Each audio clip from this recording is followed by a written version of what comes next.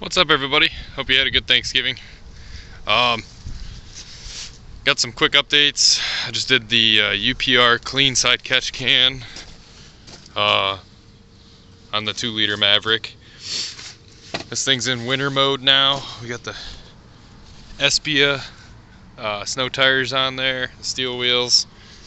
I gotta swap the brand new sensors out because the Duralast ones don't seem to want to program. So, with multiple different tools, so definitely recommend like a Ford sensor or a Ready sensor because the Duralast are like hit and miss. I don't know. The Silver Maverick's on my yet list. We just went to Findlay State Park and spent Thanksgiving there. Deep fried a turkey. It was super nice. This thing has been awesome. I put a diesel heater in. It was 64 degrees this morning and 21 outside. So it's a Sunster toolbox heater. Oh, that was an awful noise. But anyway, this bus has 2 batteries, right? And I didn't plug it in the whole time. The only thing I had plugged in was the block heater. Fired right up, since Thursday, okay? And they're older batteries, 2021. They're older than my silver truck, okay? So they are 31 series, but that's a 7.2 liter cat, okay? What I'm getting at here is this thing was stone dead, and we drove it multiple times over the weekend. That's a brand new battery, yada yada. I did notice it looks like that battery's leaking, the Motorcraft battery. So my trans is leaking again after being at the dealer twice. They replaced the cooler lines once. At least this other dealer's doing something. They replaced the cooler lines once, and then, or the O-rings once. Said it was good. I took a picture of it in the parking lot to make sure, there's no seepage. Date stamp photo. And then drove it for about 200 miles. Leak was back. We're all not surprised. Took it back. They put dye in it. They said the lines were cracked. They said the cooler lines were cracked where it goes into the transmission. Okay, whatever. So they put cooler lines on it. Guess what? 300 miles. I took a picture again, before and after. It's leaking again. And I'm at my wit's end with this truck, with the dead battery issues and the transmission issues and the lurching. Like at cold idle, when you have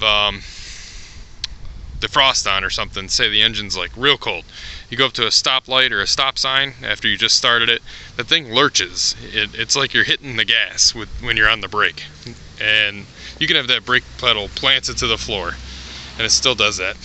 They can never find out what's going on. So I don't know what we're gonna do, but we're gonna talk to Ford corporate because this is ridiculous. Anyway, positivity. This thing, UPR catch can, is like the easiest thing I've ever installed. 110 millimeter. This is the clean side. They make their hoses so nice. I mean, the dirty side's been working great. Then I saw somebody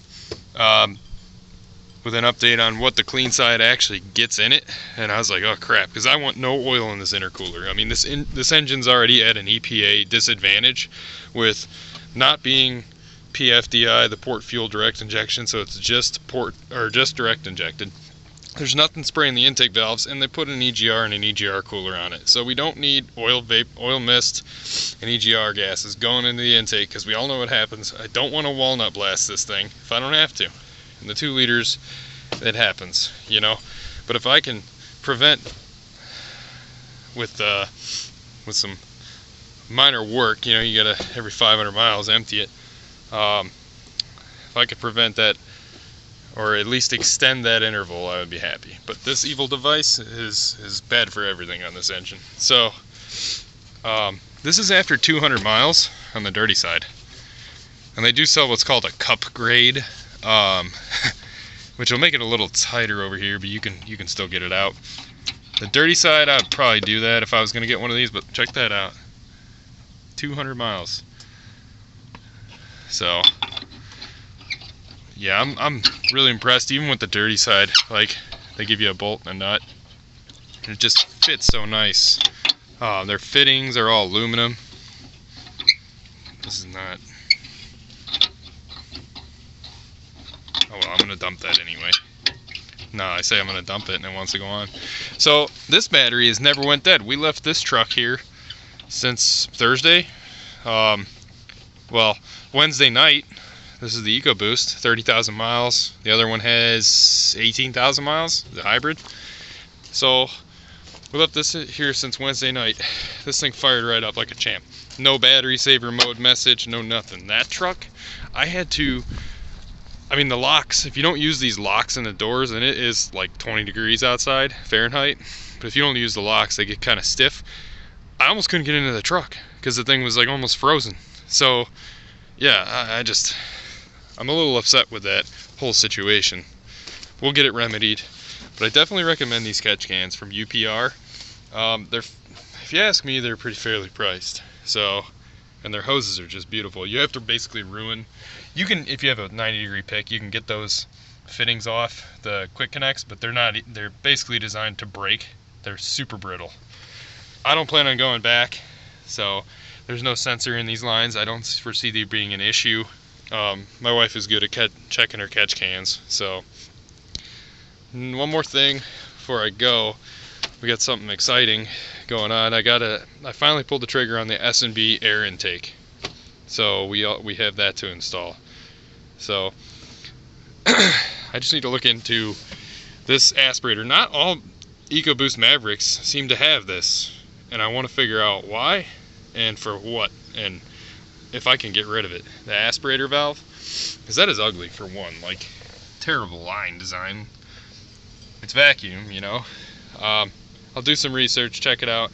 If it's for the auto start stop, I don't need it because this truck doesn't have auto start stop. It is the 4D Tech auto start stop eliminator, so it's not on there. But yeah, we'll see what happens. We're getting closer to out of warranty and hopefully tuning this thing, because my biggest gripe with this truck is the transmission. It does not know what to do with these parts. So when you put the exhaust on and you know, things like that, I'd say just the exhaust is enough. It's a 3-inch with one cat. I mean, it flows great, but this thing doesn't know how to shift. The 8-speed, it does not know what's going on. It's guessing around. It doesn't slip or anything. It just does not know what it's doing. Then we modified the stainless works, the side exit. I have to get a bigger hanger, but welded a shout out to Ian. TIG welded a Vibrant bottle style 12-inch resonator in the side exit tailpipe, and this one's packed with fiberglass just to make it a little bit more classy. I mean, it's kind of loud. We're gonna be insulating the back of the truck because there's no insulation on that back wall. It's a low budget truck, you know, so we're gonna insulate that with probably kill mat or something like that, and do a wall mounted subwoofer, because these things do lack a lot of bass. And the rear 4-inch speakers up here, there's nothing, no insulation on this. It's just a pocket and metal. So I imagine if we put some insulation back there, you have some better sound. So yeah, that's about it. Until next time, thanks for listening to me ramble, and we'll see you in the future. See ya.